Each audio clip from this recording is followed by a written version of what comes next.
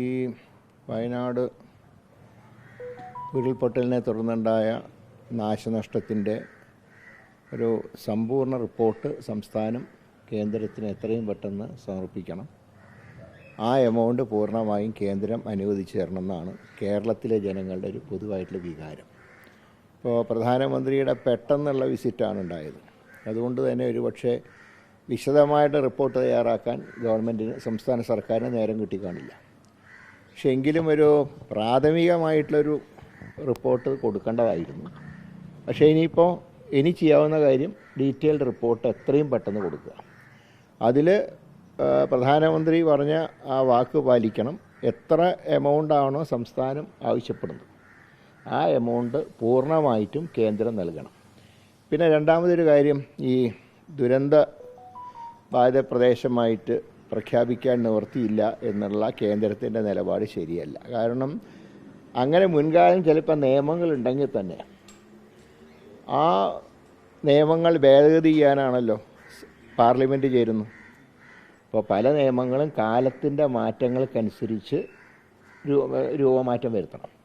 ഇപ്പോൾ ദേശീയ ദുരന്തമായി പ്രഖ്യാപിക്കണമെങ്കിൽ നിലവിൽ എന്തെങ്കിലും അതിന് തടസ്സമുണ്ടെങ്കിൽ അത് നീക്കേണ്ടത് കേന്ദ്രത്തിൻ്റെ ചുമതലയാണ്. ഓരോ കാലഘട്ടങ്ങളിലും ഓരോ നിയമങ്ങൾ ഉണ്ടാക്കുന്നത് അതാത് കാലഘട്ടത്തിൻ്റെ ആവശ്യങ്ങൾക്കനുസരിച്ചാണ്. ഇപ്പോൾ 1972 കാലത്താണ് ഈ വന്യജീവി നിയമം കൊണ്ടുവന്നത്. അന്ന് കേന്ദ്ര സർക്കാർ കൊണ്ടുവന്നു. ആ കാലത്ത് എന്ന് പറഞ്ഞാൽ മൃഗങ്ങളുടെ വംശനാശം സംഭവിക്കുന്നൊരു കാലമായിരുന്നു. പക്ഷെ ഇപ്പോഴത്തെ അവസ്ഥ എന്താ? മൃഗങ്ങൾ പെറ്റുപെരുകുന്ന അവസ്ഥയാണ്. അപ്പോൾ 72 നിയമമല്ല ഇപ്പോൾ വേണ്ടത്. അപ്പോൾ ഞാൻ ഒരു എക്സാമ്പിൾ പറഞ്ഞതാണ്, കാരണം അത് വയനാടും കൂടെ ബന്ധപ്പെട്ടൊരു കാര്യം ആയതുകൊണ്ട് പറയാം.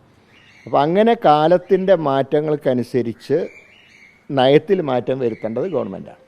അപ്പോൾ ദേശീയ ദുരന്തമായി പ്രഖ്യാപിക്കേണ്ട ഒരു വലിയൊരു സാഹചര്യമാണ് വയനാട്ടിലുണ്ടായിട്ടുള്ളത്.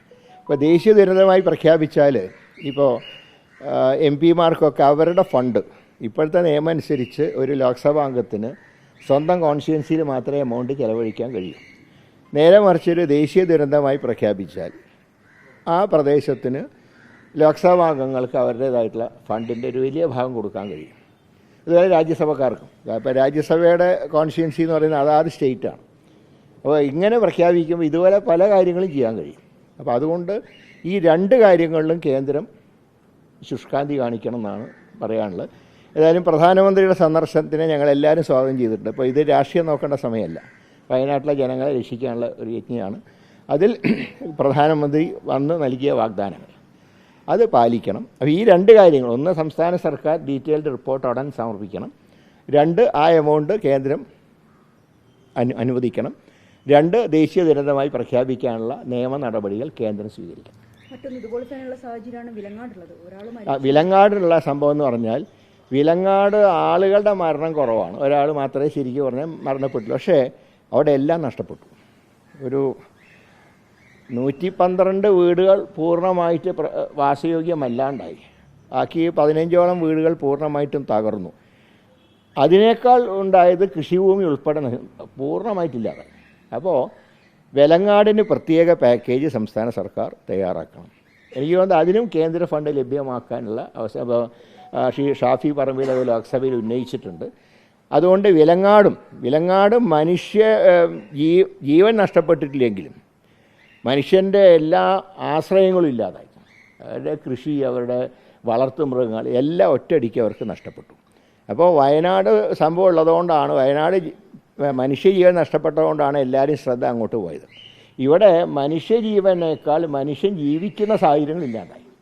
അപ്പോൾ അതിനെ ഒരു പ്രത്യേക പാക്കേജ്, വെലങ്ങാട് പ്രത്യേക പാക്കേജ് സംസ്ഥാന സർക്കാർ ഉണ്ടാക്കണം.